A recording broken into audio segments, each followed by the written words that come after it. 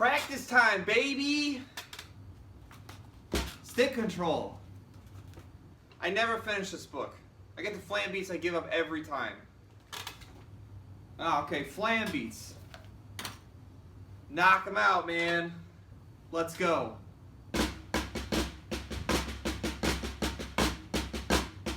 Three hours later. Alright. That should be all the flam beats. Finally done with flam beats and flam beats.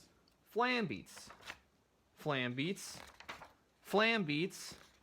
Flam beats. What is going on here?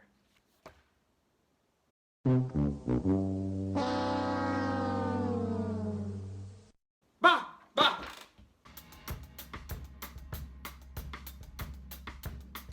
Practice.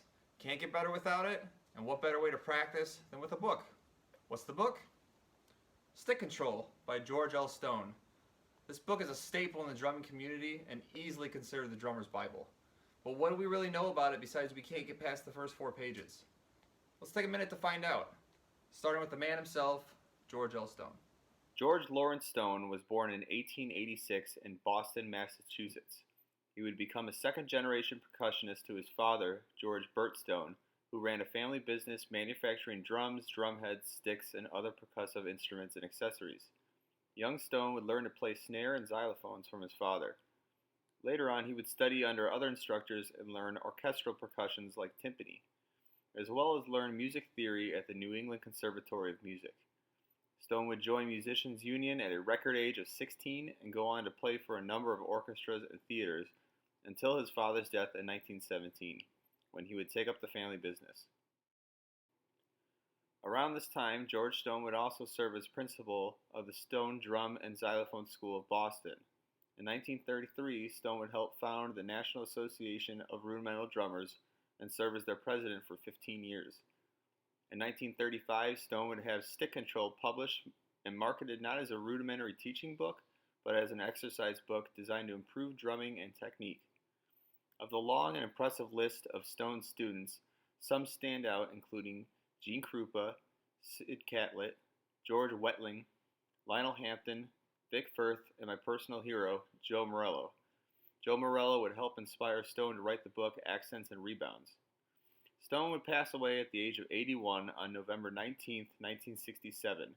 He lived his life by the motto, serve before self, with the legendary status of this book that was clearly accomplished. So how do we actually practice stick control? Well, the original intention is to play each line top to bottom 20 times without stopping. You can use a metronome, play different volumes and different tempos. Remember, this book is a conditioner though, so when you start to feel any kind of strain, you want to stop and relax. Always play relaxed. Now, this book is legendary, and there's about 1 million ways to apply it to the drum kit, and about 1 million more ways to play it with different techniques. But there's about 10 million videos of that on YouTube already, so I don't want to bore you with it, but here's a few small examples of how I did it. Alright, so the first section of this book is single beat combinations. Normally played with your right and your left hands, repeating, we have right, left, right, left, left, right, left, right, right, right, left, left, and left, left, right, right. Those would be the first 4 lines. If we want to apply this to the drum kit for some interesting play, we can substitute a right hand for a right foot. So that's what I'll be doing in this example, first with a straight ride pattern, and then with a swinging ride pattern.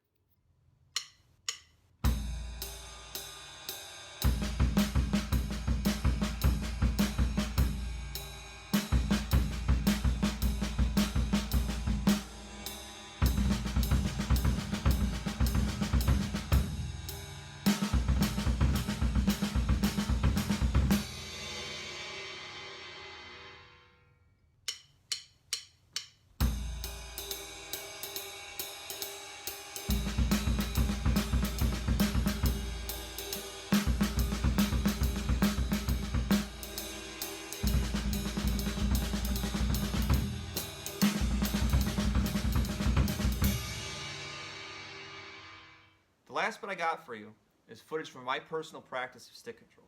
For the first time in my adult life, I made it through the book. I beat flam beats. The last page is page 46, short roll progressions and triplets. I make a lot of mistakes here and there, but it's important to finish the page, play from top to bottom. So check that out. Alright, so in this example, I won't be playing each line 20 times because there's no way you want to sit here and watch all that.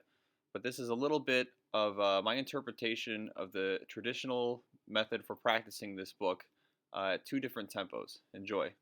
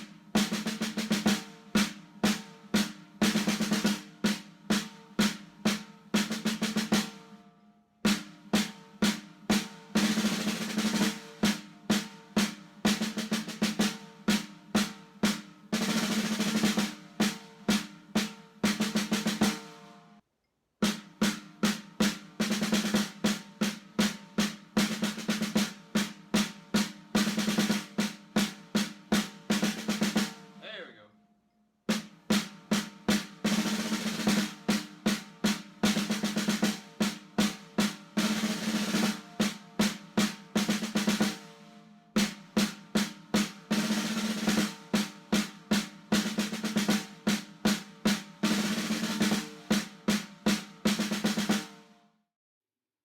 Thanks for watching my video.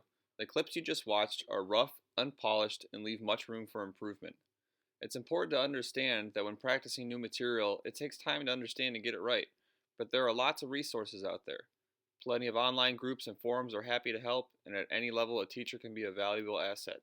A teacher just like George L. Stone.